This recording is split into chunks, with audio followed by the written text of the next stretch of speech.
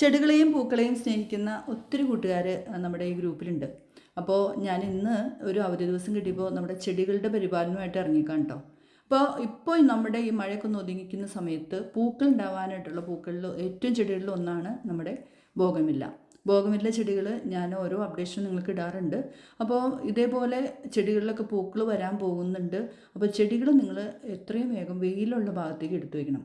ബോഗൻവില്ലയ്ക്ക് ഏറ്റവും ഇഷ്ടം നേരിട്ട് വെയിൽ അടിക്കുന്നതും നല്ല സൂര്യപ്രകാശവും നല്ല ചൂടും വേണം. അതുപോലെ തന്നെ ചട്ടികളിൽ വെച്ചിരിക്കുന്ന ബോഗൻവില്ലകൾക്ക് കുറച്ച് വളവും നമുക്ക് കൊടുക്കാം.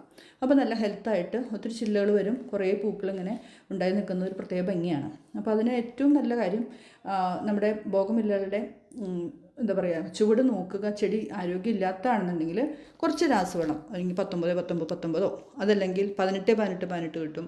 അല്ലെങ്കിൽ നമ്മുടെ ഫാക്ടംപോസ് നല്ലതാണ്. അങ്ങനെയൊക്കെ നമ്മുടെ കയ്യിലുള്ള രാസവളങ്ങൾ ഇവയ്ക്ക് കൊടുക്കുന്നത് നല്ലതാണ്.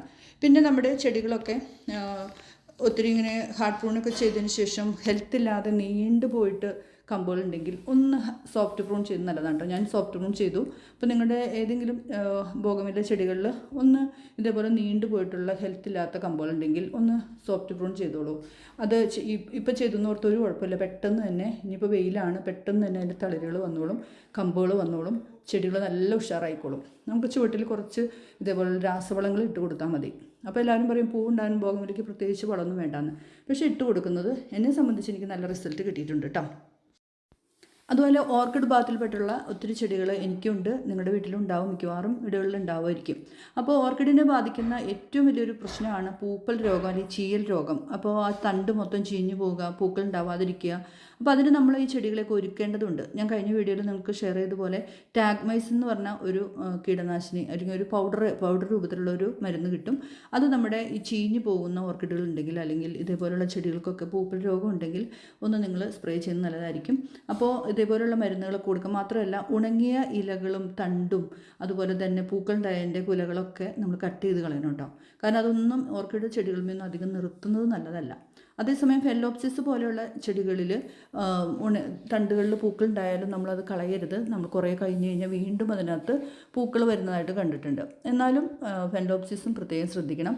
അതിന് പെട്ടെന്ന് ചീയൽ രോഗവും അതുപോലെ തന്നെ പെട്ടെന്ന് ചീത്തയായി പോകുന്ന ഒരു പ്രശ്നമുണ്ട്. അപ്പോൾ ഞാൻ പറഞ്ഞ ഈ ടാഗ്മൈസിൻ നിങ്ങൾ ഷോപ്പിൽ വാങ്ങുക. ഞാൻ അതിൻ്റെ ഒരു വീഡിയോയുടെ ലിങ്ക് ഡിസ്ക്രിപ്ഷൻ ബോക്സിൽ ഇടുന്നുണ്ട്. എങ്ങനെയാണത് സ്പ്രേ ചെയ്യേണ്ടത്, എങ്ങനെയാണ് ചെടികളൊക്കെ രക്ഷപ്പെടുത്തിയെടുക്കേണ്ടതെന്നുള്ളത്. എൻ്റെ ചീഞ്ഞു പോയ രക്ഷപ്പെടില്ല എന്ന് വിചാരിച്ച ചെടികളൊക്കെ രക്ഷപ്പെടുത്തിയെടുത്തത് ഈ ടാഗ്മൈസിനും കൊണ്ടാണ്. അപ്പോൾ നമ്മുടെ ഈ മഴക്കാലം കഴിഞ്ഞു, ഇനി ചെടികളൊക്കെ നല്ല ഉഷാറാക്കുക. ഓർക്കിഡായാലും അതുപോലെ തന്നെ ഏത് ചെടികളും നമ്മളിനി ഒരുക്കി നിർത്തി നമ്മുടെ പൂന്തോട്ടം കളർഫുള്ളാക്കാനായിട്ട് സാധിക്കണം കേട്ടോ. എനിക്ക് ഇതുപോലെ പച്ചപ്പ് ഒത്തിരി ഇഷ്ടമുള്ളതുകൊണ്ട് തന്നെ ഞാൻ ഇതുപോലെയുള്ളൊരു തെങ്ങ് ചെടി, ചെറിയൊരു ചെടി കൊണ്ടു വെച്ചതാണ് കേട്ടോ. നേരെ മണ്ണിലാണ് നട്ടത്, അതുകൊണ്ട് തന്നെ നല്ല വലിപ്പം വെച്ചു.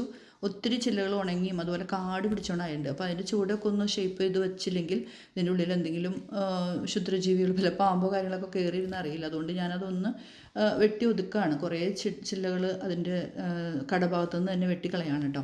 എന്നാലും നമ്മുടെ ഇതുപോലെയുള്ള ചെടികൾക്കൊന്നും യാതൊരു സംഭവവും യാതൊരു കേടും ഉണ്ടാവില്ല. അപ്പോൾ അതുകൊണ്ട് തന്നെ ഇങ്ങനെ നമ്മൾ നമ്മുടെ പൂന്തോട്ടം ചെറിയ രീതിയിലെങ്കിലും നമുക്കറിയാവുന്ന രീതിയിൽ നല്ല മനോഹരമാക്കണം. തീരെ നമുക്ക് പറ്റുന്നില്ല, സമയമില്ലെങ്കിൽ പുറത്തുനിന്ന് ആളെ വിളിക്കേണ്ട കാര്യമുള്ളൂ.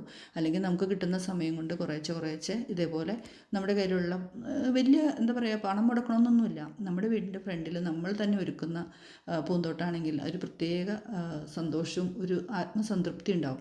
അപ്പോൾ ഇതേപോലെയുള്ള കാര്യങ്ങളൊക്കെ ചെയ്ത് ഇനി നമ്മുടെ പൂന്തോട്ടം എല്ലാവരും ഉഷാറാക്കുക. കാട് പിടിച്ചെടുക്കുന്ന ഭാഗങ്ങളൊക്കെ ഉണ്ടെങ്കിൽ ഒന്ന് ക്ലിയർ ചെയ്യുക. പുല്ലും നമുക്ക് ആവശ്യമില്ലാത്ത കാര്യങ്ങളൊക്കെ ആണെങ്കിൽ അത് പെട്ടെന്ന് തന്നെ റിമൂവ് ചെയ്യാനായിട്ട് നോക്കണം കേട്ടോ. നിർത്താതെ പെയ്യുന്ന മഴ ആയതുകൊണ്ട് തന്നെ ഞാനും പൂന്തോട്ടത്തിൽ അത്ര വലിയ ശ്രദ്ധ കൊടുത്തിരുന്നില്ല. ഇനി നമ്മളെല്ലാം ഇതുപോലെ നല്ല ഭംഗിയാക്കാൻ പോവാണ് കേട്ടോ.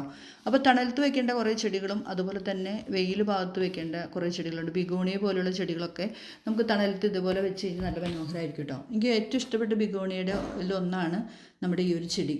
അപ്പോൾ അതെല്ലാം അതിനകത്തുള്ള ഉണങ്ങിയ ഇല ആവശ്യമില്ലാത്ത കാര്യങ്ങളൊക്കെ ഉണ്ടെങ്കിൽ കളഞ്ഞ് നല്ല ഭംഗിയാക്കുക. അപ്പോൾ ഞാൻ എൻ്റെ പൂന്തോട്ടത്തിലെ ഈ ചെറിയ കാര്യങ്ങൾ നിങ്ങൾക്ക് ഷെയർ ചെയ്ത് നിങ്ങൾക്കൊരു ഇൻസ്പിറേഷൻ ആവാൻ വേണ്ടിയിട്ടാണ് ഞാൻ അടുത്തൊരു പൂക്കാലത്തിന് വേണ്ടിയിട്ട് ഒരുങ്ങുകയാണ്. അപ്പോൾ ഇതേപോലെ നല്ല ഭംഗിയായിട്ട് നിങ്ങളുടെ ചെറിയൊരു പൂന്തോട്ടമാണെങ്കിലും അതുപോലെ വലുതാണെങ്കിലും നമ്മുടെ കൈ കൊണ്ട് തന്നെ നമ്മൾ വൃത്തിയാക്കി നല്ല മനോഹരമാക്കുന്ന കിട്ടുന്ന ഒരു സന്തോഷം വേറെ എവിടെ നിന്നും കിട്ടില്ല.